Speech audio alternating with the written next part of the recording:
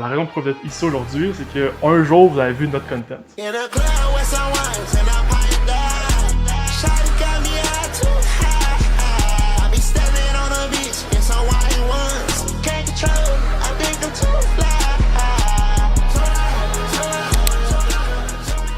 n'y a pas un sujet plus puissant que celui-là, comme il dit.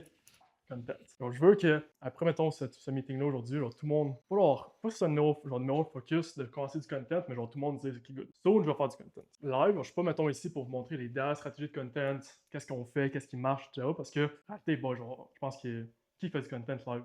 Genre, on a daily basis. On a 2 personnes. Genre, Laurent a commencé sur être content. Ouais, ça servait un peu à rien que, genre, si je vais vous dire des solides stratégies, etc.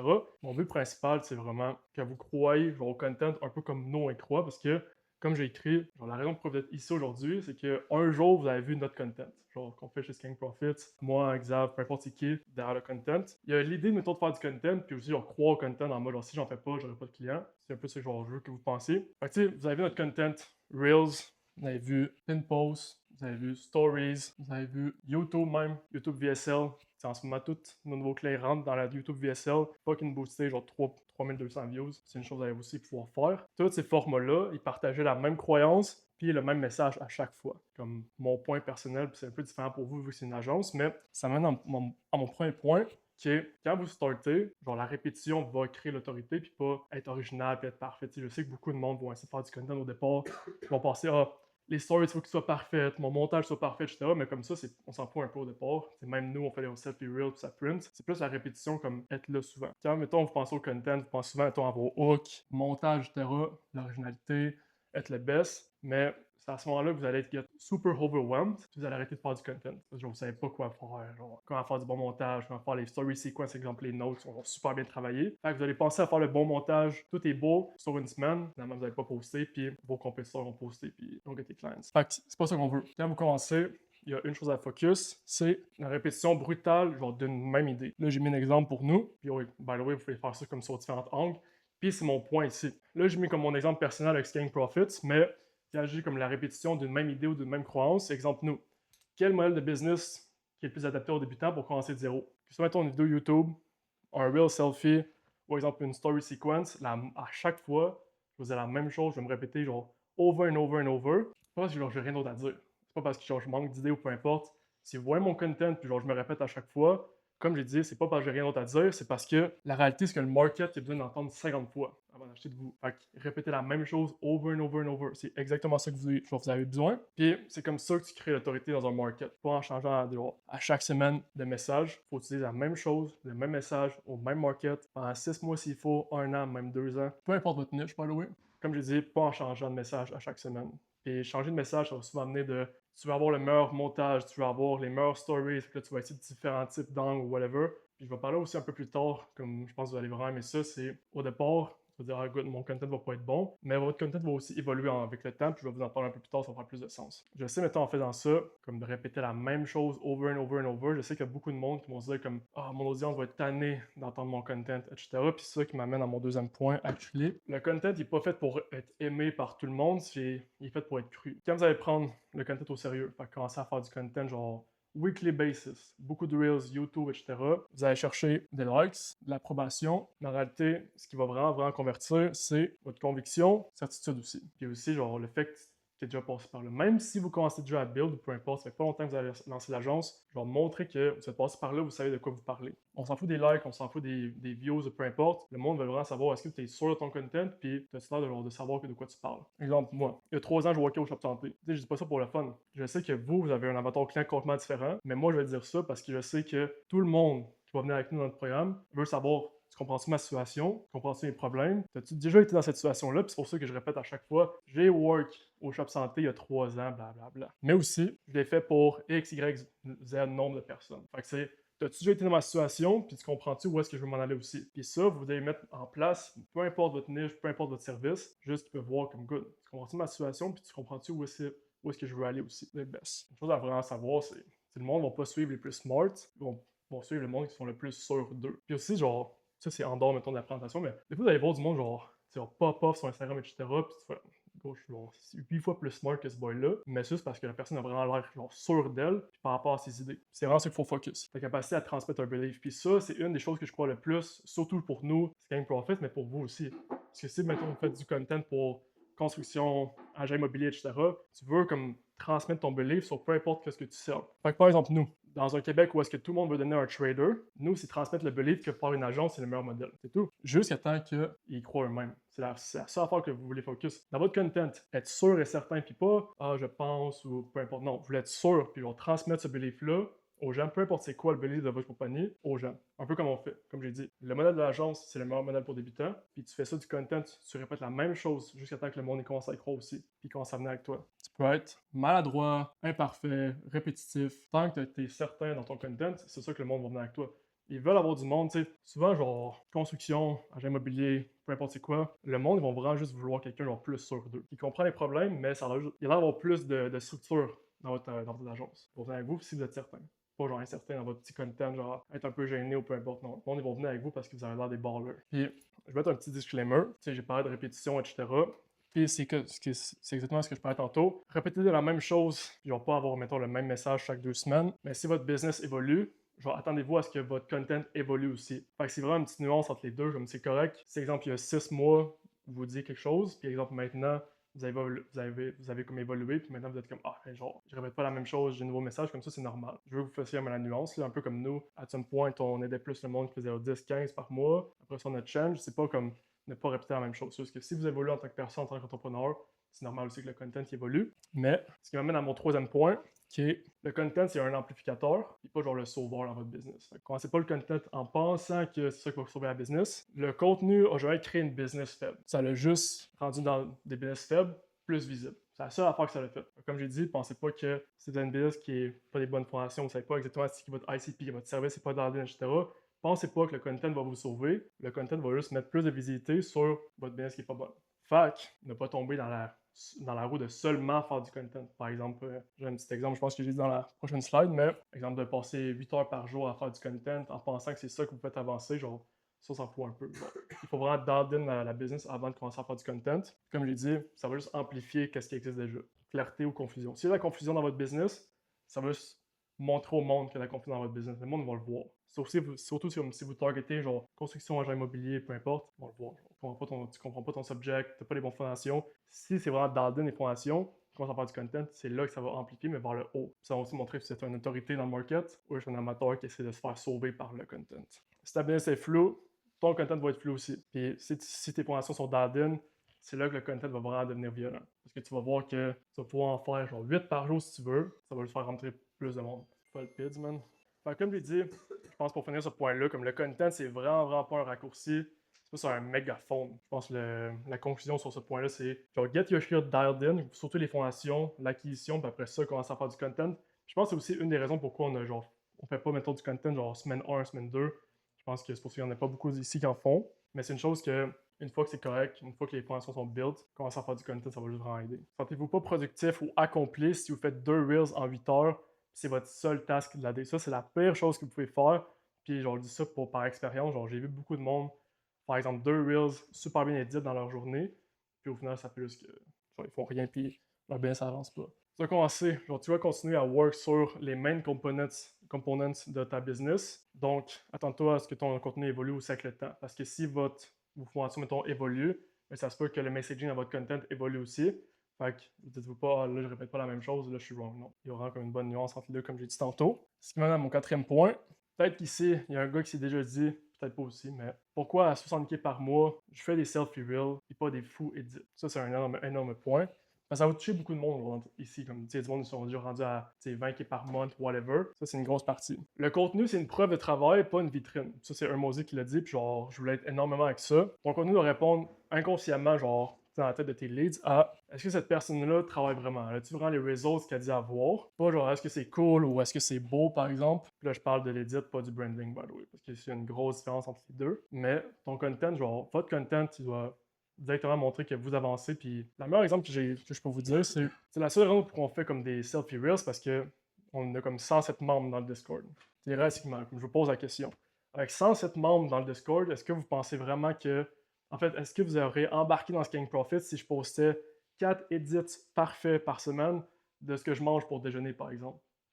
Donc, c'est genre, j'ai vraiment le temps de comme handle 107 clients avec la team, etc. Comme obviously, genre, non. C'est ça aussi. T'sais, on est genre, quel founder de 100 clients perdrait du temps, genre, juste à penser à ça, à penser à faire comme genre 4 déjeuners par jour avec une folle edit. Non, genre on s'en fout, man. Ben oui, vous faites obviously comme qu'est-ce que vous voulez. Là. Genre si vous voulez comme mettre des folles edits, comme c'est votre compte, mais que le contenu, genre aux yeux de vos leads, peut être autant positif que négatif. Alors littéralement une personne, en fait, quand je vois mon content, c'est à chaque fois que je poste une piece of content, c'est est-ce que ça peut avancer la sales ou non, genre. Si exemple, une personne a genre, son dernier 5000 à mettre, son dernier 6000 à mettre, qui est comme good, qui que je choisis, est-ce que mon reel va le faire avancer dans la selle ou va le faire reculer? Fait que si vous êtes là, genre à mettre comme des affaires des fois un peu focales ou genre mal faites, ou mais pas en fait mal faites, mais pas vraiment en accordance avec genre votre framing ou qu'est-ce que vous voulez comme donner comme message, ça peut le faire reculer comme ça peut le faire avancer. C'est pour ça que je dis, moi personnellement, je vais pas mettre genre mon déjeuner en Reels. Je sais que le monde, il va venir work avec du monde qui sont déjà passés par là, qui work des clients, qui ont gardé des results. Je sais que certaines parties du content peuvent avoir une mauvaise impact. Fait que votre content doit refléter la personne que vous voulez être perçu aussi comme. Puis après, être perçu comme vous voulez, c'est genre une chose, mais qui vous voulez vraiment attirer. Fait que le but de votre content, c'est vraiment de filter genre le monde dans votre écosystème, funnel, peu importe comment vous l'appelez ça. Je vais vous raconter une anecdote perso d'un Xav. Notre premier mentor qu'on a payé genre 15K, j'avais parlé de Piff, le Paid in Full, dans son content genre all the time. Genre. Dans ses story sequences, dans ses reels, etc., il parlait juste de Paid in Full. Quand on est arrivé dans le sales call, genre Piff, c'est même pas une option. Genre, on n'a pas Piff, c'est même pas une option. Puis ton content va t'aider à passer un message que tu pourrais pas nécessairement genre, passer directement. T'sais, obviously, on veut que tout le monde nous paye in full, qu'il nous paye genre directement, mais en utilisant comme certaines parties dans le content, c'est vraiment pour filter. Tu veux pas du monde qui vont vouloir payer en 8 fois, etc. C'est exactement ce qu'il avait fait, puis ça nous a genre, ça a eu de l'impact sur nous-mêmes. Fait que ça va vous aider à avoir un message, genre de passer un message précis. Dans son cas, c'était je veux les payer in full, je veux que le monde me paye au complet. Quand tu le répètes, mais au final, ça rentre dans la tête du monde. Puis le monde qui vont pas payer in full vont pas aller sur un sales call parce qu'ils savent qu'ils vont devoir le faire. Fait que le content, ça sert à dire c'est pour qui, puis dire c'est pas pour qui aussi, qui crée une friction volontaire. Fait que c'est obviously, nous, par exemple, c'est différent pour vous, mais on verrait pas work, exemple, de personnes qui est trop jeune, qui n'a pas nécessairement de job, qui veut un get rich quick, etc. Genre, nous, il n'y a pas de retour là-dedans. T'sais, on veut work avec du monde qui veut build des choses long term. Fait qu'il faut dire certaines choses dans le content pour être certain que t'attires le right type of people. Fait que c'est une friction volontaire qui t'a. Plus ton contenu genre est vanné, plus ça attire des personnes qui sont non qualifiées. Puis plus le contenu va être clair sur genre t'es qui, puis ce que tu fais, puis comme surtout, qu'est-ce que tu penses réellement, mettons, de ton market, peu importe les situations de ton market, peu importe la niche, plus ça va créer un certain silence. Plus il va y avoir moins de monde de la grosse viralité, puis c'est là que ça va amener des bons DMs. Puis une quote que j'aime bien, c'est si personne est offensé par ton content, il y a personne qui te respecte vraiment. Et ça aussi le but, par exemple, dans mon content dans les derniers 6 mois, le nombre de hate que j'ai commencé à avoir, mais ça, c'est exactement ce que tu veux. Parce que tu veux que le monde, genre, ça crée des camps, genre, soit je suis avec lui, soit je suis pas avec lui. Si c'est, il y a tout le monde qui est entre les deux, je sais pas trop, c'est là que il n'y a personne qui va vraiment venir acheter de toi. Tu veux que le monde y croit en ton belief. C'est mon prochain point. Ton content, tu dois vraiment genre, aider les gens à se dire c'est pour moi ou c'est pas pour moi. Mais jamais, je sais pas trop. Parce que c'est là que tu n'auras jamais de bias. Tu veux créer un camp de genre, ça c'est vraiment fait pour moi, c'est ce type de personne avec qui je veux work, ou juste c'est boring, c'est pas fait pour moi, peu importe. Mais le meilleur exemple, je pense que je peux vous donner, c'est par rapport à genre Dubaï. Nous, on a enregistré la business à Dubaï, c'est hein, comme on est tax-free, etc. On le dit beaucoup sur les réseaux. Si vous allez voir, par exemple, dans les comments des Reels, tout le monde est contre ça, genre, t'es cave, whatever. Puis il y a du monde qui sont comme, nice, congrats, c'est un bon move, comment t'as fait, etc. C'est vraiment ça, tu veux créer les deux parties. Puis tu vois que les personnes qui sont genre, qui believe genre, dans ce que tu fais, puis si t'as trop du monde entre les deux, ben, il y a jamais personne qui va acheter de votre content. Puis l'indécision, c'est le pire outcome possible, comme j'ai dit. Fait qu'au final, s'il y a personne qui est pas de prendre une décision sur est-ce que cette personne-là, je peux work avec, ou non, cette personne-là, c'est vraiment pas faite pour moi, si tu as du monde entre les deux, c'est le pire scénario possible. C'est là qu'il faut que tu améliores le content. Puis si votre content plaît à tout le monde, il y a personne à vraiment décider. Puis ça revient un peu à ce que je disais. C'est pour ça que ton content doit avoir un ennemi clair. Puis là, by the way, je parle pas d'une personne, parle d'une croyance, ou une croyance vraiment précise. Fait que, par exemple, nous, notre croyance, en tout cas moi personnellement, c'est rester au Québec. Si vous voyez tout mon content, puis je sais que là c'est vraiment différent par rapport à comme l'accompagnement puis avoir une agence, mais au final, une des meilleurs exemples que je peux vous donner par rapport à l'ennemi, c'est travailler avec soumission, genre, c'est quoi déjà? Soumission de rénovation, quelque chose comme ça pour la construction. Sur un site pour avoir des soumissions qualifiées. Tu veux pas work avec ça. Ça, c'est notre belief, comme l'ennemi dans notre agence, c'est Back in the Days, Biomedia. C'est tu veux pas work avec genre soumission de rénovation, c'est pas bon, tu vas compete pour les prices, au final, t'es tes projets vont genre révaloir, tu veux work avec une agence. Puis ça, tu veux vraiment baser ton content sur un ennemi clair. Genre te baser sur une chose. Comme par exemple moi, comme j'ai dit, rester au Québec. Peu importe comme si aujourd'hui vous voulez rester au Québec ou comme partir voyager, comme maintenant work ensemble, ça veut plus rien dire, mais on veut comme créer un camp. Est-ce que genre, cette personne-là a vraiment le même belief que moi? Genre, je veux walk avec cette personne-là, et elle a walk le path que genre je veux walk, ou non. Fait que nous, par exemple, reste au Québec. Sans ennemis, pas de tension, pas de narration, surtout pas de décision. Comme le monde, ils vont pas faire genre, good, est-ce que cette personne-là pense que moi? Il n'y a pas de personne qui pense de même, mais au final, t'as pas de client. Alors, une question à vous poser, c'est dans votre market, c'est quoi votre ennemi principal? Genre, pourquoi le monde irait avec vous puis pas quelque chose d'autre? Pas une autre agence, mais pourquoi une autre alternative, par exemple? À la place de faire du contenu, genre filmé en selfie, je vais aller faire du clipping, par exemple. Pourquoi est-ce que, si mettons j'étais une agence pour les coachs, je sais mettons les coachs vont faire du clipping parce que ça va cut dans les costs, ça va être beaucoup plus, tu vas genre spend beaucoup moins pour avoir beaucoup plus de visibilité. Mais moi, l'agence, mon ennemi, ce serait, exemple, le clipping. Pourquoi le clipping, c'est pas bon? Pourquoi une agence, c'est bon? Puis c'est là que je vais aider le monde à prendre une décision. Puis quand tu mixes valeur, croyance, comme j'ai montré, plus l'ennemi principal, c'est là que tu converts. Puis un va pas sans l'autre. Les gens achètent après t'avoir compris, pas après t'avoir aimé. C'est vraiment ça comme la chose principale. Parce que être aimé, c'est vraiment la dopamine. On suit tout quelqu'un sur Instagram où est-ce que genre le boy est fucking dope, etc. Mais t'achèterais jamais de lui. Par exemple, moi, genre, j'ai pris comme plusieurs mentors avec Xav. Et des mentors sur Internet, exemple pour coach, agence, qui sont vraiment dope, que j'aime leur content, mais je n'achèterais pas de eux parce que j'ai pas les mêmes croyances, j'ai pas leur le même ennemi en tête. Puis être compris, c'est vraiment là qu'il y a le feeling de sécurité, comme je vais venir acheter de cette personne-là. Fait que votre content doit vraiment faire comme penser la personne, il pense comme moi, mais en plus clair. Il y a un meilleur path. Il y a une meilleure structure, je vais aller avec cette personne-là. Fait que par exemple, nous, il pense comme moi, ce serait la croyance. Il pense comme moi, ennemi, on est sur le même side. Puis, mais en plus clair, c'est là de montrer comme la valeur dans votre content. C'est quelle information que moi j'ai, que vous n'avez pas, fait que je vais mettre dans le content qui va vous faire venir sur un appel de vente. C'est la même chose avec vous. Fait qu'il doit tout le temps avoir ces trois choses-là dans le content. Fait que c'est le même message, c'est les mêmes croyances, mais au final sur une différente angle. Puis, maintenant, une des meilleures questions, je pense, aujourd'hui, c'est quoi être constant, parce qu'évidemment, tu passes beaucoup de temps, il y en a beaucoup qui sont encore à l'école, je suis là comme grâce pour les examens finaux. Je sais que le ramène te kill. Mais comment être constant? Je sais que vous passez beaucoup de temps sur l'agence, mais comment créer la constance dans le content? Au final, le content, tu n'as pas besoin de motivation, tu n'as pas besoin de plus de temps, tu as besoin d'un seuil minimum. Puis ça, c'est Hormozy qui le dit. Ça. Il parle souvent du minimum viable, genre effort. Puis ça, j'ai vu aussi, puis on part de cette anecdote. À some point, on avait pris un mentor il y a comme 2 mois. C'est comme à partir de demain, tu vas poster 5 reels par jour. Puis back in the days, on mettait un reel par jour, puis je vous dis, je peux passer une partie de la journée à faire un reel. Puis là, quand c'est comme fait 5 reels, ben à partir de là, c'est comme bro, c'est impossible, je peux pas faire 5 reels dans la journée. Mais du moment que tu veux vraiment stick to it, puis si tu fais un mentor, tu veux faire ce qu'il dit de faire, fait qu'on l'a fait. Puis au final, tu vois, genre, tu vas prendre le même temps pour faire un reel dans une journée que tu vas prendre le temps pour faire 5 reels, par exemple. Puis là, ça devient ton minimum. Puis en gros, c'est juste un standard qui est non négociable. En ce moment, c'est faut passer 4 reels par jour. Après ça, tu peux hire du monde qui est rendu à un certain stade, mais il n'y a aucune chance qu'on aille en dessous de 4 reels par jour. Genre, je poste, quoi qu'il arrive, comme par exemple, genre un reel, je pense que c'est 15 minutes. Maintenant, comment être écouté par un client idéal? Obviously, vous commencez tous. Il y en a qui ont plus d'expérience, un peu moins. Comment être écouté dans votre content par votre client idéal? Il y en a qui get des clients par cold call, cold DM, etc. Mais maintenant, comment faire avec du content? Tu n'as pas besoin de dire, je suis un expert ou peu importe, je suis un expert, j'ai de l'expérience, whatever. Tu veux juste simplifier. Ça, c'est une grosse partie que ça sonne facile à faire, mais c'est peut-être des fois compliqué. C'est d'expliquer comme les choses sont importantes sans vraiment complexifier. Que le monde peut comprendre vraiment facilement. Des fois dans des situations, dans des niches, comme exemple construction, je répète pas les mêmes parce que la plupart du monde, c'est comme ces niches-là, mais d'expliquer des concepts vraiment compliqués, mais super simples. Ça, c'est le best. L'autorité, c'est la capacité à enlever, pas ajouter. C'est un peu comme le monde va venir avec nous parce que littéralement, ils voient que, on me dit, exemple avec l'école, avec le travail, on n'est pas là pour vous ajouter du work, on est là pour en enlever, mais faire plus. Puis c'est ça aussi que tu dois transmettre dans ton content. Ça, c'est des principes clés. Fait que maintenant, je vais passer à côté plus technique. Genre, une grosse affaire avec le content, c'est attention avec les eyeballs, puis vraiment build une relation avec les personnes. Puis il y a certaines nuances, mettons, avec accompagnement, je sais que c'est vraiment différent qu'agence.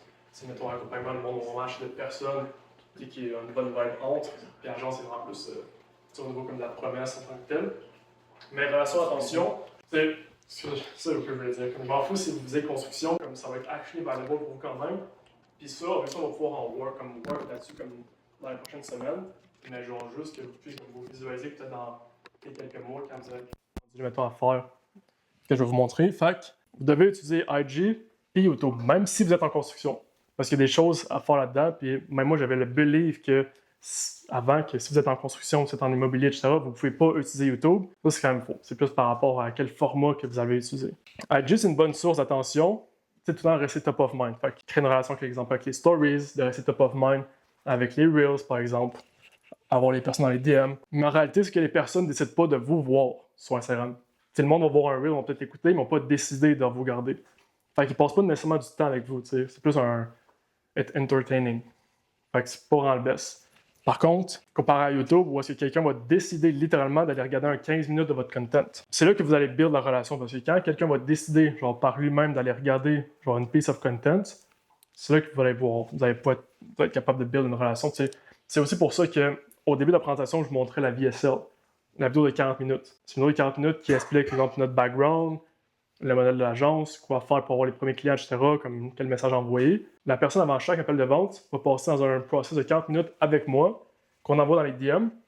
Directement, quand la personne arrive sur l'appel de vente avec moi, il connaît déjà, c'est je suis qui, c'est qu'est-ce que la business fait, c'est quoi le modèle, etc.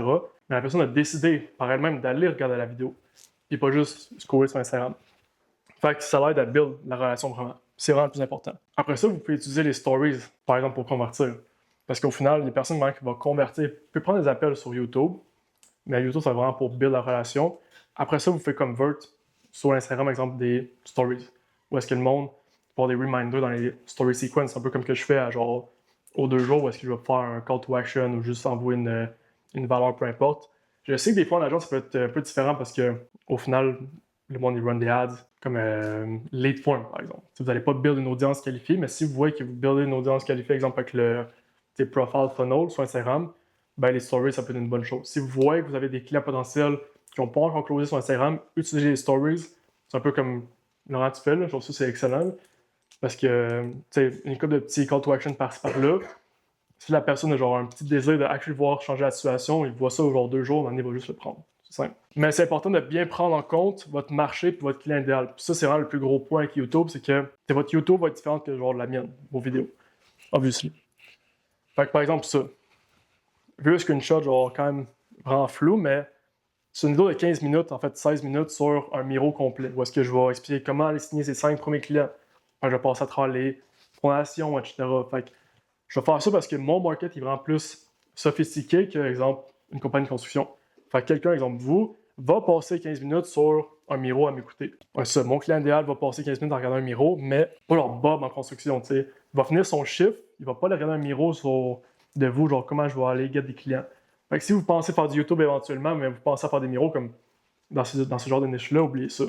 Le monde ne va pas rester sur vos vidéos, etc. Vous voulez plus faire des formats longs, mais plus genre entertaining, genre qui est plus un peu de divertissement, où est-ce que la personne peut relate avec vous, comprendre que vous comprenez la situation, mais genre pas, par exemple, un miro super technique. La personne veut juste get votre point, mais comme bien dans son divan, comme après son chiffre, etc.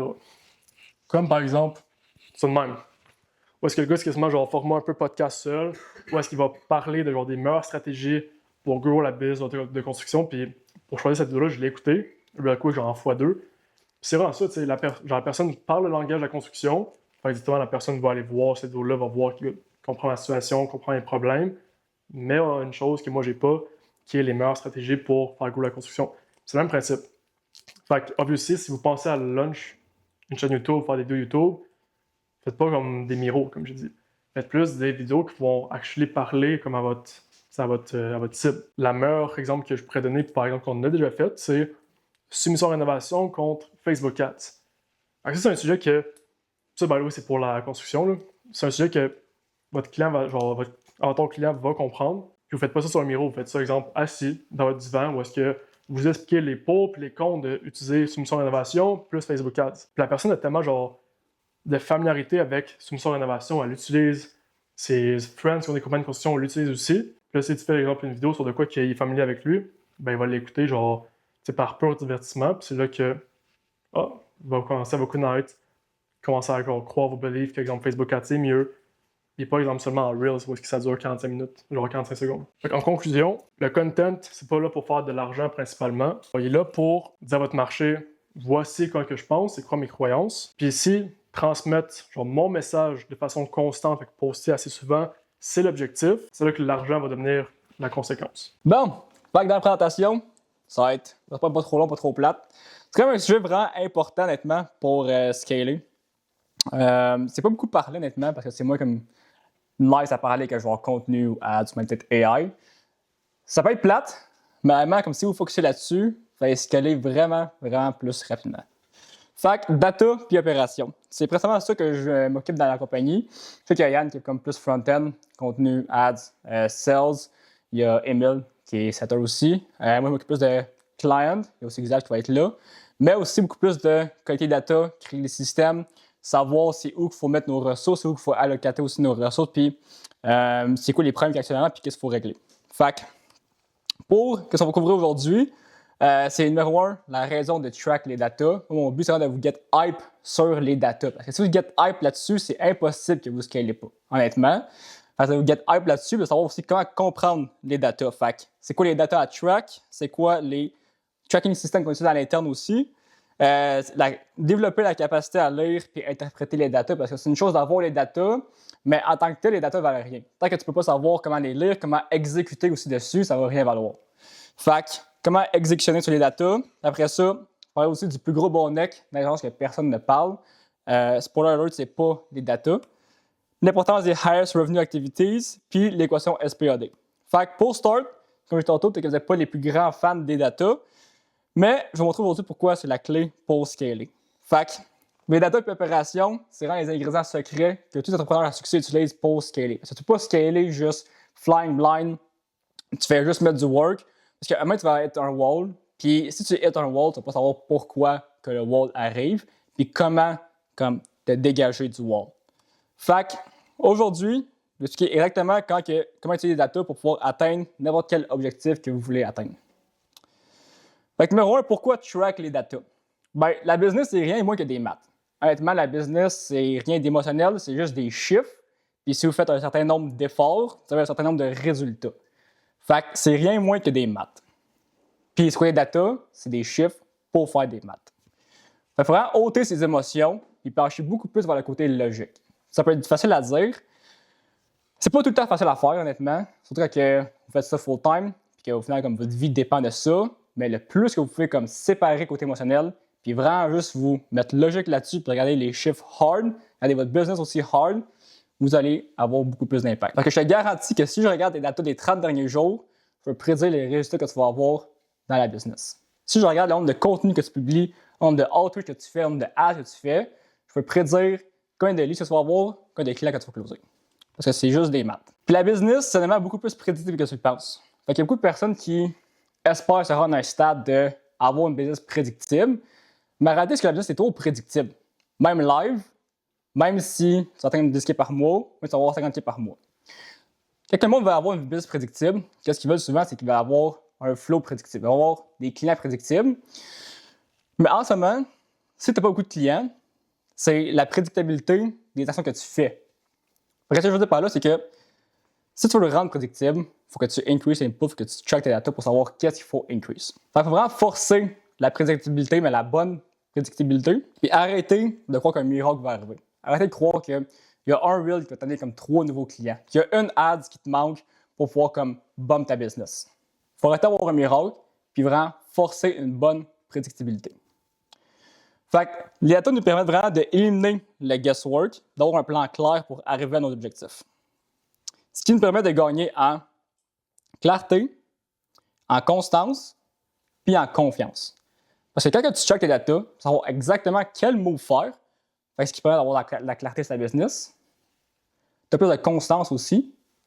Tu as aussi plus de confiance dans les moves que tu vas faire, parce que tu sais que si tu fais tel move, basé sur les data que tu as track, tu vas avoir tel résultat. Ce qui devient encore plus important quand tu roules des ads. Parce qu'en faisant des ads, on peut littéralement avoir notre argent qui work pour nous pour faire de la nouvelle argent de façon constante.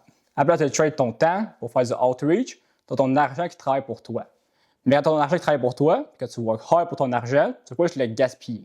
Tu veux qu'il travaille fort, puis tu veux qu'il travaille bien aussi. Fait que c'est l'importance de prendre des data-driven decisions comparativement à des emotional decisions. Des emotional decisions, c'est basé sur la perception. Fait que c'est basé sur « je pense ».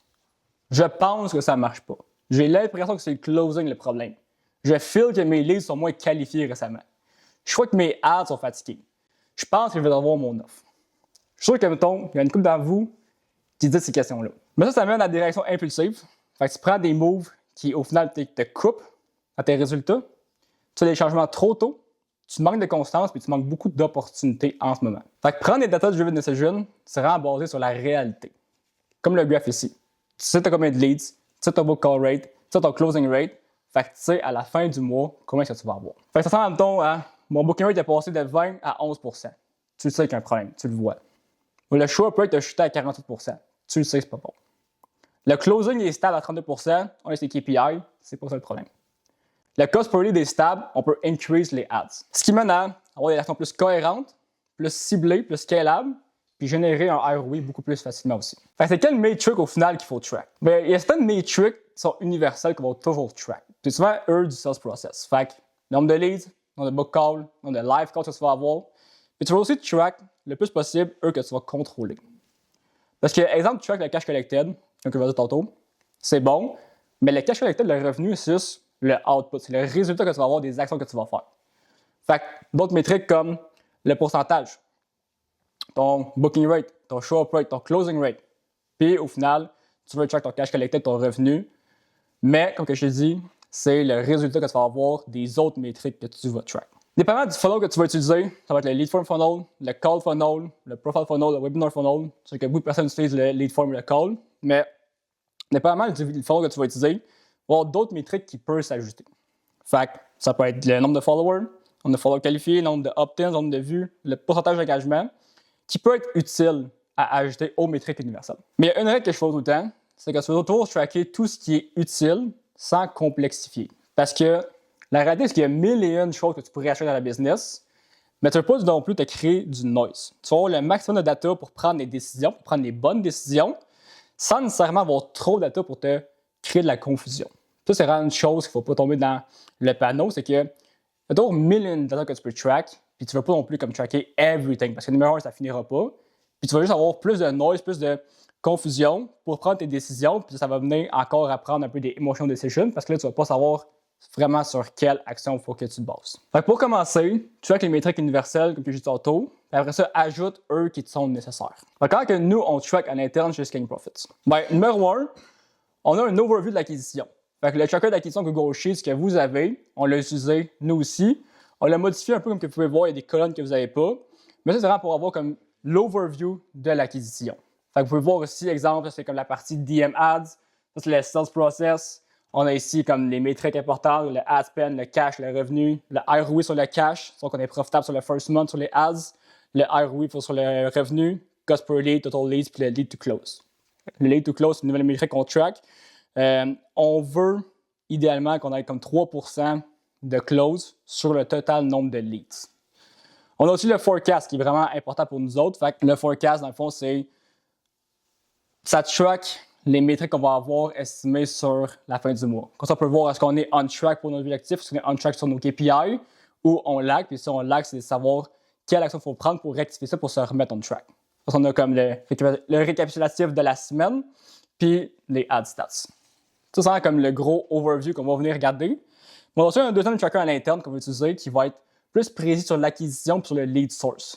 Comme vous pouvez voir ici, on va avoir beaucoup plus de précision. Je n'ai pas l'exemple en live, mais ici, c'est une répartition de savoir sur les book calls, c'est quelle source qui nous apporte le plus de book calls. Ça, on peut voir que les follow ads puis like des reels, ils apportent à peu près comme 48% de tous les book calls. Fait qu'on va continuer sur les follow ads puis sur les reels. Puis on peut aussi avoir ça sur le nombre de closes. On peut savoir exactement d'où tous nos book calls viennent. Fait quelle source est la plus profitable pour nous. Puis les closes aussi, quelle source nous apporte le plus de cash collected, quelle source a le plus grand nombre de show-ups. Ça me permet d'avoir vraiment des bonnes décisions à prendre pour pouvoir act dans la business. Fait que mon conseil pour vous, c'est de prendre le tracker dans Notion, acheter les métriques dont vous avez besoin.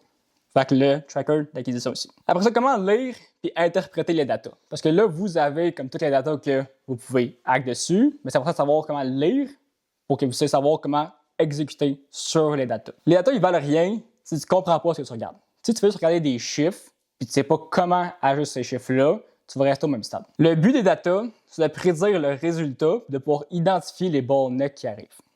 Fait que la nature de bottleneck, dans le fond, c'est vraiment simple. C'est que tu as beaucoup d'actions qui vont arriver, tu as un bottleneck qui réduit tous tes efforts, puis qui amène un petit résultat. Fait que si, exemple, ici, tu aurais comme 10 000, puis tu as un bottleneck, exemple le show up, ben, tu pourrais avoir juste 1000 à la fin parce que tu as un bottleneck qui t'empêche d'avoir le maximum des efforts, le maximum de leads, le maximum d'actions que tu fais. Fait que si tu fais ton bottleneck, c'est même pas lui que tu penses. Parce que ton rôle en tant que leader, c'est d'identifier les bons bottlenecks grâce aux data. Tu vas être comme un médecin.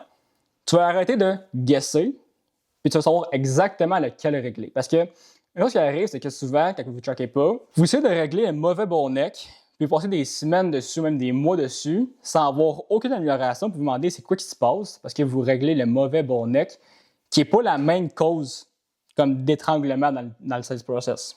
C'est vraiment important de pouvoir identifier le bon bottleneck puis de work dessus aussi rapidement. Comme je l'ai dit ici, tu peux gaspiller des mois à essayer de fixer un bottleneck que tu penses être le problème, ou régler le bon bottleneck puis avancer 10 fois plus vite. Fait que, grâce à ta capacité à lire, interpréter puis exécuter sur les datas.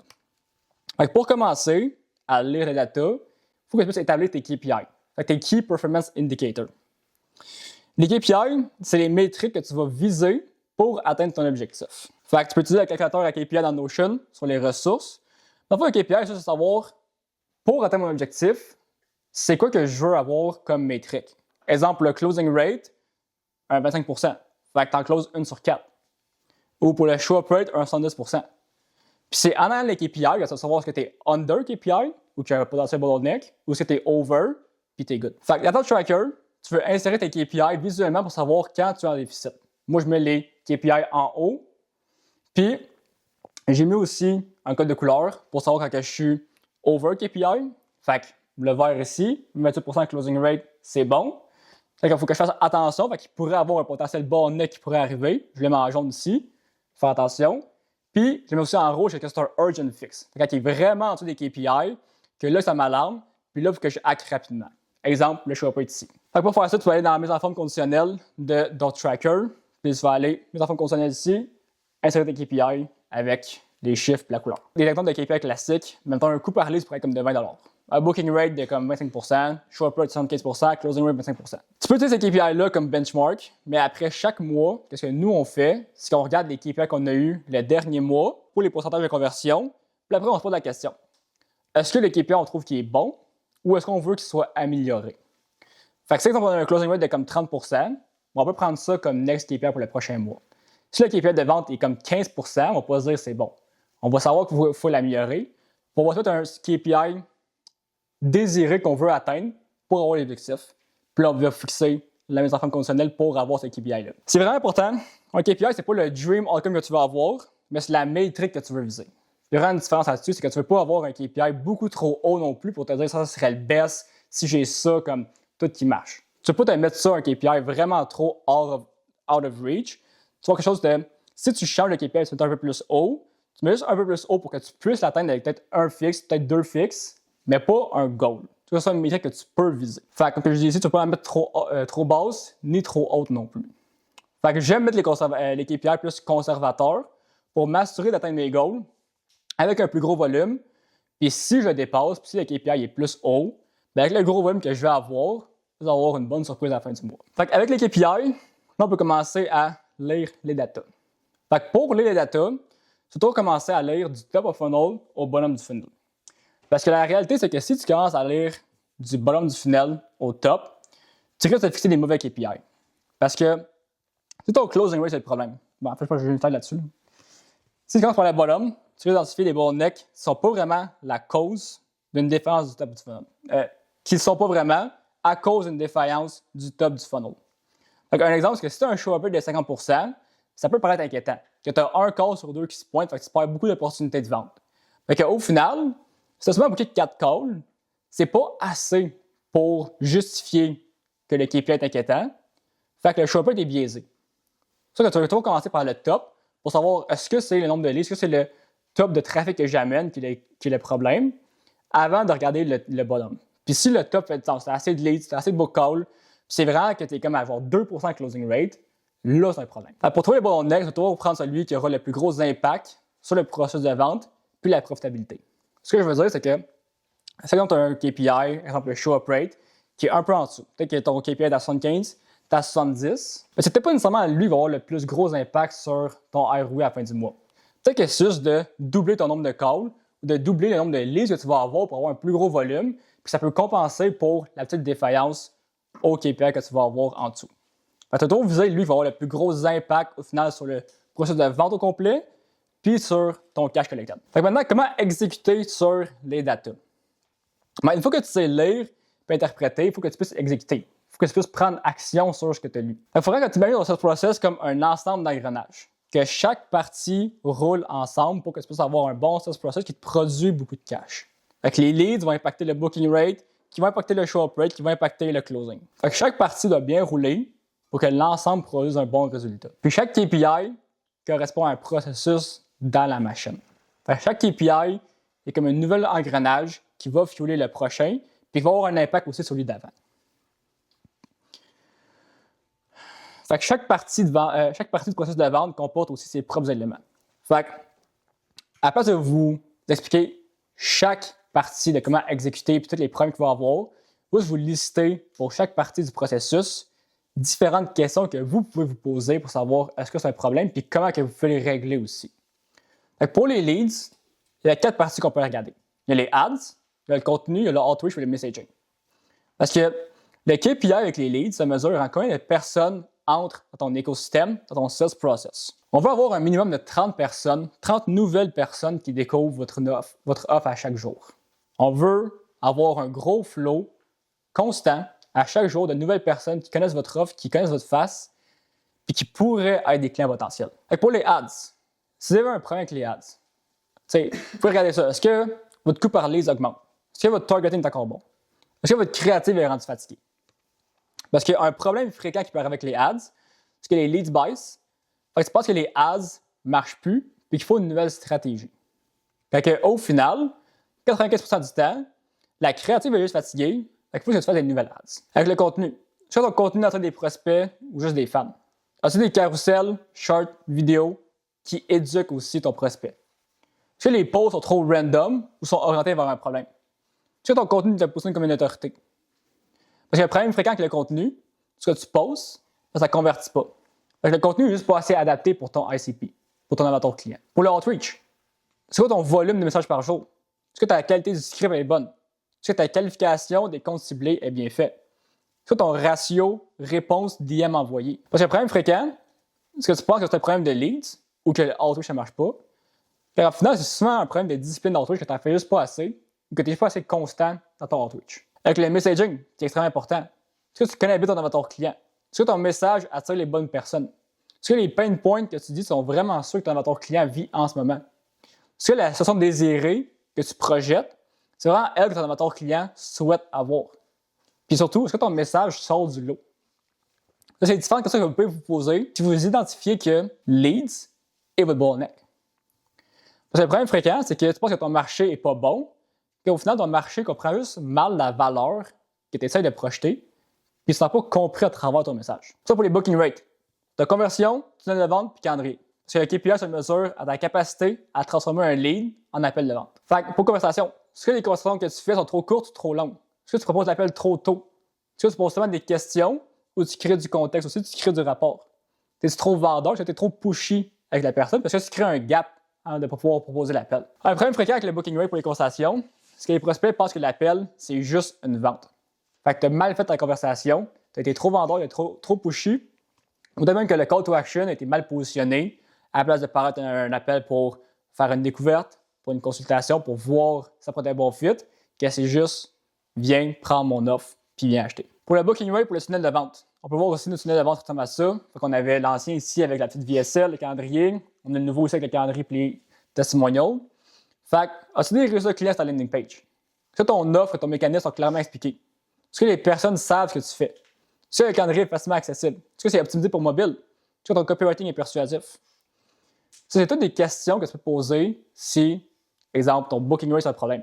Puis que ça va pour identifier des solutions pour exécuter sur le bottleneck du booking rate, que tu peux regarder pour savoir c'est quoi vraiment le bottleneck qui te bloque en ce moment. Un problème fréquent avec les landing pages, que les prospects cliquent la page, mais ils n'ont pas de clarté sur ce que tu fais ou ce qu'ils vont en voir, fait qu'ils ne prennent pas d'appel. Pour le calendrier, est-ce que tu as assez de disponibilité? As-tu trop ou pas assez de questions? As-tu une étape après le book, après book l'appel? Un problème fréquent, c'est que le calendrier est mal optimisé pour réduire le taux de booking drastiquement. Finalement, le show-up rate. Fait que ça, c'est le deadly killer, honnêtement, parce que la partie la plus facile d'augmenter et qui a le plus gros impact, c'est le show-up rate. Si tu passes tout ton temps à collecter des leads, à booker ces leads-là, mais qu'il n'y en a pas qui viennent à l'appel de vente, ça fait chier. Parce que tu as passé énormément de temps à pouvoir booker ces leads-là, puis tu n'as même pas l'opportunité de pouvoir les vendre. Puis c'est seulement une partie qui est le plus facile à augmenter parce que tu peux avoir des bonnes confirmations, tu peux avoir une bonne séquence d'email, puis ça peut monter à comme 70-80% facilement. Fait que, scénario 1. Si tu as 100 book calls, tu as 90 live calls, tu as 90% show-up rate, 30% de closing, ce qui fait 30 clients. Avec une offre à 5 000, tu vas faire 150 000. Scénario 2. Tu as les mêmes chiffres, mais tu as un 61% show-up rate à la place. Tu vas signer juste 18 clients, puis tu vas seulement en faire 90 000. Fait que juste une drop du show-up rate peut te perdre 60 000 à cause d'une seule métrique mal optimisée. Puis le show-up rate, c'est beaucoup plus facile d'augmenter que le closing rate, ça prend beaucoup de skills, beaucoup de pratique. C'est beaucoup plus facile d'augmenter que le booking rate ou d'attirer plus de leads, qu'il faut encore plus de ressources. Fait qu'il y a 3 parties au show-up rate. Il y a le nurture, reminder puis qualification. Le KPI, le show-up rate, se mesure en le nombre de book calls qui viennent à l'appel de vente. Numéro 1, pour nurture. Tu envoies des connect assets avant l'appel pour nurture la personne, pour qu'elle connaisse plus sur ton offre, pour qu'elle connaisse plus sur tes restes clients. Est-ce que tu continues le rapport aussi? Parce que une chose qui arrive souvent, c'est qu'une fois que tu bookes un appel, tu vas arrêter de parler au prospect, qui cause un gros show-up rate, une grosse baisse de show-up rate, parce qu'au final, elle ne se sent pas supportée là-dedans, puis elle va juste des fois oublier aussi qu'elle a un appel avec toi. C'est important de continuer la conversation, de continuer le rapport avec la personne une fois qu'elle book, parce que c'est vraiment là, ta window de close, que tu peux increase son close le plus facilement possible, c'est entre quand elle book l'appel, puis quand elle arrive sur l'appel de vente. Parce que là, elle est hype, elle s'est engagée à prendre un appel, puis elle est toute ouverte à avoir le plus de ressources possible pour qu'elle puisse prendre les meilleures décisions, pour qu'elle puisse comprendre dans quoi qu'elle s'embarque. C'est vraiment là qu'elle est plus ouverte. Dans l'appel de vente, c'est vraiment difficile de pouvoir vendre la personne. Il y a un mur qui se crée, il y a une certaine friction qu'il va avoir parce qu'elle sait que tu vas la vendre. Mais là, elle ne sait pas, c'est le temps d'aller la pre-sell. Puis est-ce que tu envoies des témoignages qui relate à sa situation? Vraiment important, c'est que si tu as un peu d'infos sur la personne, c'est bon les témoignages, mais les témoignages qui vont actuellement relate à sa situation vont avoir beaucoup plus d'impact parce qu'elle va se sentir encore plus comprise. Puis elle va pouvoir s'identifier aux témoignages puis faire « Hey, cette personne-là est pareille comme moi, je pourrais avoir les mêmes résultats. » Donc, le problème fréquent en nurture, c'est que le prospect est book, il n'y a aucune interaction, ce qui fait que le no-show est garanti. Next reminder. Donc, ensuite, tu as des SMS, email puis DM reminder pour le plus de plateformes possible pour pouvoir remind la personne. Est-ce que tu fais des reminders 24 heures avant, 3 heures, 1 heure avant? Est-ce que tu appelles la personne à étiquette? Parce que le délai est trop long. Fait que souvent, mettons, une cause du show-up qui va baisser, c'est que le délai de temps, quand tu vas booker la personne, quand tu vas voir l'appel de vente va être trop long. On essaie d'avoir ça en 72 heures maximum. Sinon, il y a un gros show-up, une grosse baisse de show-up qui va arriver. Le problème fréquent, c'est que le prospect oublie ou note pas l'appel sur son agenda, ce qui est honnêtement un gros problème. Ça, les personnes, entrepreneurs, vont se faire occuper, vont juste oublier, ça va être en 2 bouts de papier qu'ils vont avoir noté rapidement, puis ils vont pas venir à l'appel de vente. Fait qu'on va avoir le plus de reminders possible, le plus de touch points possible avec la personne. Dernier, qualification. Est-ce que tu qualifies la personne avant l'appel? Est-ce que tu as identifié le budget, le problème ou l'urgence? Puis est-ce que tu as créé un gap aussi avant l'appel? Le problème fréquent, c'est que tu vas perdre ton temps avec des leads pas qualifiés. Puis dernier, pour exécution, c'est le closing rate. Fait que script de vente, gestion d'objection, pitch. KPI se mesure à ta capacité à convertir une opportunité en cash. Fait que pour ton script, est-ce que tu suis le numéro 1 d'une structure? Est-ce que tu crées un gap dans la phase découverte? Est-ce que tu identifies le ROI pour ton service que la personne va pouvoir effectuer? Le problème fréquent, c'est qu'il y a trop de freestyle souvent. Quand tu n'as pas de script, quand tu n'as pas de structure au moins à suivre, tu vas perdre des fois 20 minutes à parler de quelque chose de totalement random. Puis tu vas, toi, tu es pas dans le sales call. Des fois, ça va être un peu comme weird de pouvoir la ramener sur une question. Puis tu vas créer de la confusion sur le prospect, puis tu vas juste t'étaler. Tes calls vont durer 1 heure et demie, puis ça va pas être efficace. Next, pour le pitch. As-tu un pitch deck pour présenter ton service? As-tu trop de packages à offrir aussi? Parce que tu personnalises le pitch grâce à la phase découverte. Ça, c'est vraiment un des trucs les plus efficaces. Parce que la phase découverte sert, oui, à créer le gap pour la personne, identifier le retour sur investissement, mais c'est aussi comme des armes que tu vas avoir pour, ton pitch, pour pouvoir personnaliser ça à ce que ça te dit. Fait que ça te dit qu'exemple, il y avait une mauvaise expérience avec une agence parce qu'il n'y avait pas de contact client. Bien, juste dans ton pitch, même si ce n'est pas dans ton pitch deck, juste le dire verbalement que, regarde, le contact client, c'est vraiment important pour toi et que tu vas être là à chaque jour pour faire un message, peut avoir un gros impact au final. Le problème fréquent, c'est que le prospect ne va pas voir ta valeur dans l'appel, ce qui ne va pas créer un besoin de pouvoir acheter. Dernière objection, est-ce que tu pre-handle les objections dans la phase découverte pour ne pas avoir à les handle après le price drop? C'est beaucoup plus facile de pouvoir pre-handle une objection dans la phase découverte que de l'handle après que tu aies mis le price. As-tu des réponses pour les objections que tu as déjà écrites? C'est toujours les mêmes objections. Tu vas avoir pas le temps, c'est le timing. Tu vas avoir j'ai un partenaire. Tu vas avoir argent. C'est trop cher, je ne vois pas la valeur, etc. C'est toujours les mêmes. Fait que la meilleure chose que vous pouvez faire, c'est de vous noter des réponses ou une formule que vous pouvez faire pour chaque objection, timing, partner, argent, pour que vous puissiez arriver en confiance, qu'une objection va arriver, puis que vous puissiez la handle facilement. Numéro 3, tu utilises la méthode en 3 temps.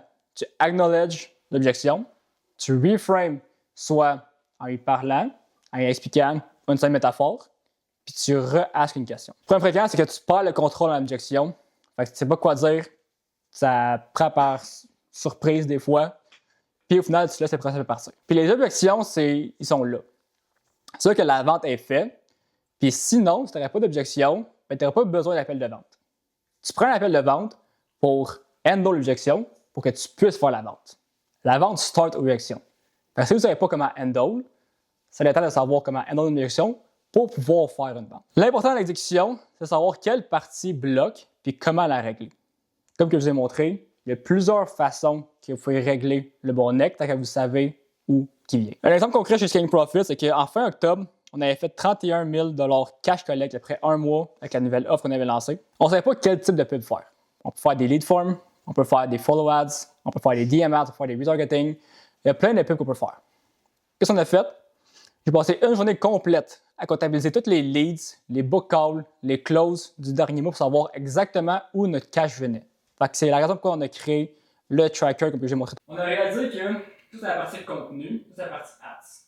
Si vous regardez rapidement, il y a beaucoup plus de leads, de book calls dans le contenu, puis il y a beaucoup plus de conversations dans ads qui n'ont jamais abouti.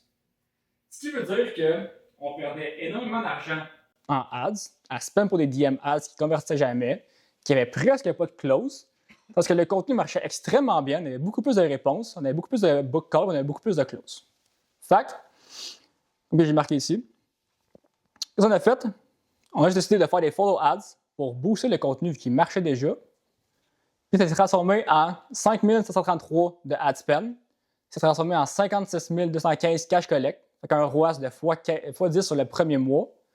En plus d'avoir 1068 nouveaux followers, avec 1068 nouvelles personnes dans l'écosystème, qui nous permet d'avoir un bassin d'acheteurs potentiel énorme pour un ROAS à long terme de x30 minimum.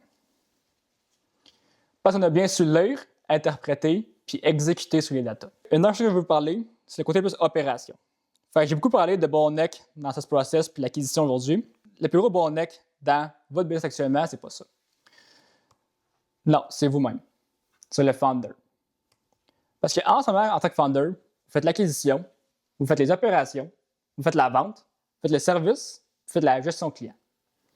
Quand est-ce que vous passez scale tout seul, quand vous faites 5 rôles différents, si c'est pas plus. Jusqu'à au moins 5 team members, vous restez le principal bottleneck de votre business. Oui, il y a les bottlenecks de sales process, mais tant que votre business ne peut pas rouler sans vous, pour produire tous les inputs, puis avoir les outputs, vous restez le principal bottleneck. Parce que la majorité des inputs se font grâce à vous. La business prend un coup si vous décidez de ne pas travailler. Simple exercice. Combien de temps pouvez-vous vraiment partir la business avant qu'elle explose et qu'il n'y ait aucun revenu qui rentre? Votre principal focus, c'est de vous ôter le plus possible de l'opérationnel. Vous ôter de la vente, vous ôter de l'acquisition, vous ôter du service client, vous ôter des opérations. Parce que votre productivité n'est pas mesurée en termes d'heures travaillées ou de tâches accomplies. Ça, c'est vraiment un plus gros mythe. C'est que c'est pas le plus gros nombre d'heures que vous travaillez qui va avoir le plus gros impact. C'est pas le fait de travailler comme 10 heures par jour à chaque jour. C'est pas le fait d'avoir fait 20 choses sur ta checklist. Mais c'est mesuré en termes d'impact que vous allez avoir sur la business puis d'output généré par la business. Puis souvent, ça va venir en termes de founder sur les highest revenue activities, que je vais parler tantôt, mais surtout sur les décisions que vous allez prendre, les systèmes que vous allez créer, puis sur la team que vous allez créer aussi. Puis là, je ne dis pas de rien faire à partir de maintenant puis d'engager 6 personnes live pour comme vous ôter de l'opérationnel, parce qu'on veut bien scaler, on veut avoir beaucoup de profitabilité, ça demande beaucoup de travail pour se rendre à ce point-là. Mais ça reste que votre principal focus, qu'il faut que vous gardez en tête, c'est de vous ôter de l'opérationnel. C'est d'engager. Parce qu'en tant que founder, c'est vraiment important de pouvoir se focaliser sur les highest revenue activities dans votre business. Il y a toujours 1000 choses à faire en business, mais il y a seulement 2 à 3 choses qui sont actually worth de faire et qui vont actually avoir un impact dans votre business. Ça, c'est les highest revenue activities. Fait que les highest revenue activities, c'est les tâches qui vont avancer la business le plus et qui vont rapporter le plus de cash dans la business. En tant que founder, votre seul rôle en scalant va être de toujours apporter le plus de cash dans la business. Fait que des listes de revenue activities, ça peut être le outreach, le ads, contenu, vente, nouvelle offre. Vous avez juste besoin d'identifier c'est quoi les activités que vous faites qui rapportent le plus de revenus et qui ont le plus d'impact sur la business. Puis que vous priorisez ça à chaque jour pour actually avancer votre business. Parce que la réalité, ce qui est c'est vraiment boring. Honnêtement, genre B, c'est vraiment pas comme glamour comme tout le monde le fait paraître, c'est vraiment boring en règle générale. Là. Vous faites la même chose day in, day out, vous êtes tout seul sur votre laptop à chaque jour. C'est vraiment le boring qui fait scaler les plus grosses entreprises. C'est vraiment master les fondations. Puis une fois que vous faites une tâche tellement souvent que vous êtes bored de la faire, vous savez exactement comment la faire, vous la faites day in, day out, vous êtes vraiment bored. C'est souvent là que le plus d'argent va être fait. Fait que rarement, il faut que vous fassiez des nouvelles choses dans votre business. Souvent, c'est juste une question de faire plus et de faire mieux de ce que vous faites. Quand on parle de faire plus, c'est pas non plus de faire 2 fois plus. Mais c'est souvent 100 fois plus. Parce que si je donne un exemple de Scam Profits, qui a déjà vu notre contenu ici? Probablement tout le monde. Ça fait 2 ans qu'on fait du contenu à chaque jour. On a commencé le 13 septembre 2023 et le 14 septembre 2023. Puis je garantis qu'il n'y en a pas un de vous qui a vu ce contenu-là ici. On a publié des milliers de reels de contenu. On poste en moyenne 3 reels par jour. Ça, c'était hier. 3 heures ago, 2 heures ago, 1 heure ago. C'est vraiment boring. On fait du contenu, ça fait 2 ans. À chaque jour, on pick up la cam, on fait le edit. Maintenant, on a Raph aussi qui nous a fait l'edit, mais ça reste qu'on a fait ça 2 ans à chaque jour, day in, day out. Mais je peux vous garantir que tout le monde dans la pièce a du contenu au moins une fois dans une paye. Business is boring. Faites les choses qui rapportent le plus à chaque jour pour pouvoir scaler. Puis les tâches ne sont pas les highest revenue activities. Passez à travers le framework SPAD. Fait que supprimer, processiser, automatiser, déléguer. Supprimer. Fait que tu supprimes toutes les tâches à ta business qui n'apportent aucun ROI ou aucun avancement. Puis je vous garantis qu'il y en a plein de tâches qui peuvent paraître qui avancent la business, mais qui n'ont aucun retour à faire ça. Donc, travailler sur un nouveau logo ou travailler sur un nouveau site web, travailler sur une nouvelle landing page qu'au final, comme personne ne va voir. C'est vraiment de supprimer toutes les tâches que vous faites qui n'ont aucun ROI. Alors ça, on veut processiser. Fait que les tâches qui vous restent, les tâches importantes, qui apportent actually un retour sur investissement, on veut créer un processus pour être capable de soit l'améliorer, quand tu regardes le processus en tant que tel, savoir, OK, good, j'ai les baisses en place, est-ce que je peux améliorer ce processus-là, que tu puisses l'automatiser aussi après, ou que tu puisses le déléguer. Parce que pour automatiser un processus, pour automatiser une tâche, il faut que tu saches quand la tâche en marche, il faut que tu aies un processus pour la tâche, il faut que tu puisses savoir quand tu peux l'automatiser après. Puis si tu vas déléguer la tâche, il faut que tu aies un framework pour que tu puisses le déléguer à la personne, pour que tu puisses dire à la personne, voici comment faire cette tâche-là. Après ça, on va venir automatiser. Fait que tu vas automatiser le plus possible toutes les tâches, puis seulement déléguer celles qui ne peuvent pas être automatisées. Avec tous les softwares d'automatisation, tu as GoiLevel, Make, Zapier, N8N, puis l'AI, une très grande majorité des tâches peuvent être automatisées. Puis finalement, c'est juste de déléguer. Fait que tu délègues toutes les autres tâches qui sont importantes, qui rapportent un ROI, mais qui ne peuvent pas être automatisées. Fait que quand tu délègues, une erreur à ne pas faire, c'est peut-être un peu contradictoire, mais c'est de déléguer trop vite. Parce que déléguer trop vite quand tu commences peut au final avoir un ROI négatif parce que finalement, la personne peut prendre trop de ressources dans l'entreprise qui va couper ton skill. Peut-être que toi, tu ne vas pas savoir quoi faire, qui est souvent une erreur à ne pas faire. C'est que quand tu délègues une tâche, tu vas savoir pourquoi que tu délègues la tâche, puis qu'est-ce que tu vas faire avec le nombre d'heures que tu vas récupérer. Parce que le but, c'est pas de rien faire en business. Le but, c'est de savoir qu'est-ce que tu vas travailler qui va avoir de l'impact dessus.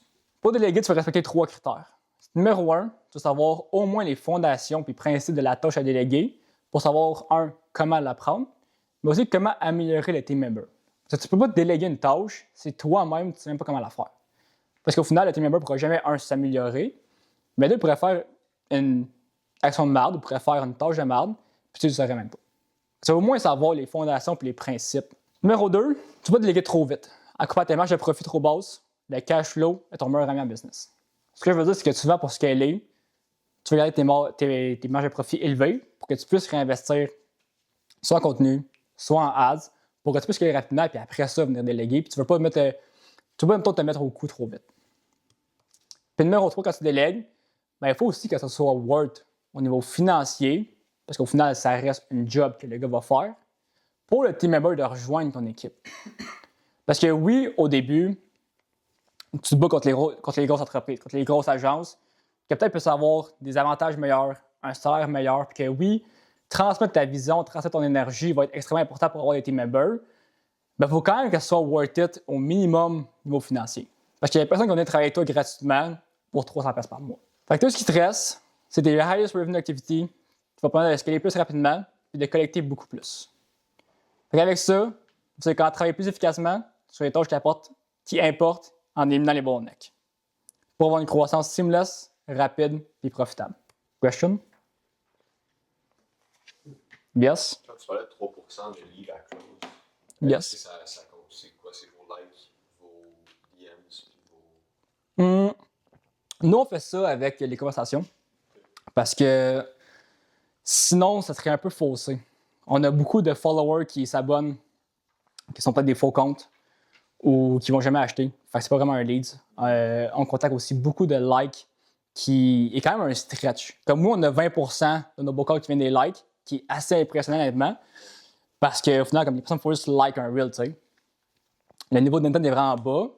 Mais ça, je ne les mets pas dans les leads non plus, parce que je veux dire, c'est tellement bas comme intent que je ne m'attends pas nécessairement à ce qu'ils répondent. Je suis surpris que je dis 20%, puis comme on a commencé ça, je pense, septembre, ben, t'avais vraiment pas de sociaux. Mais je mets vraiment, mettons, comme les leads, eux, qu'on a au moins un touch point.